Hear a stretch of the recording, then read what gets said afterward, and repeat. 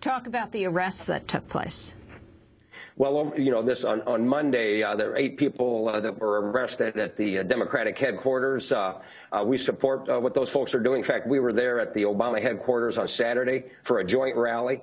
We lifted up immigration issues, and we were there in solidarity with Veterans for Peace and others that were fighting back against the permanent war economy. So we think that we have a right to a constitutional right to state our purpose and to call for and to address grievances that we have with the government and the corporate control over the government. So these sorts of protests are going to continue until we have a system that puts people before profits and communities before corporations. It's that simple. We're fighting back against corporate greed, and we're fighting back against corporate control of our democracy. At a Republican presidential debate in South Carolina last month, several contenders accused Obama of being too soft on Iran. However, Ron Paul offered a different take on dealing with Iran.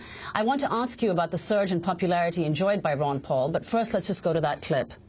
I'm afraid what's going on right now is similar to the war propaganda that went on against Iraq. You know, they didn't have weapons of mass destruction, and it was orchestrated, and it was, to me, a tragedy of what's happened these last 10 years, the death and destruction, $4 trillion in debt. So, no, it's not worthwhile going to war. If you do, you get a declaration of war, and you fight it, and you win it, and get it over with. That was Ron Paul. Hugh Espy, can you talk about his surge in Iowa right now?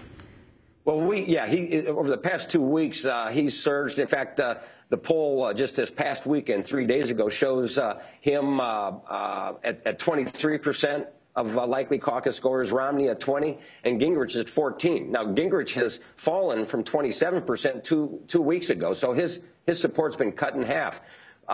What I think about Paul and that surge is, one, his supporters tend to be younger. They're very passionate. He's got a great field operation in lots and lots of counties across the state. And really, the caucuses are about organization. You're going to win, or you're more likely to win, if you have volunteers and staff in place in all 99 counties that are going to turn out people on caucus night. Keep in mind, there are almost 1,800 caucuses on the evening of January 3rd. So there's lots of places where people show up, and you got to have an organization in place to do that.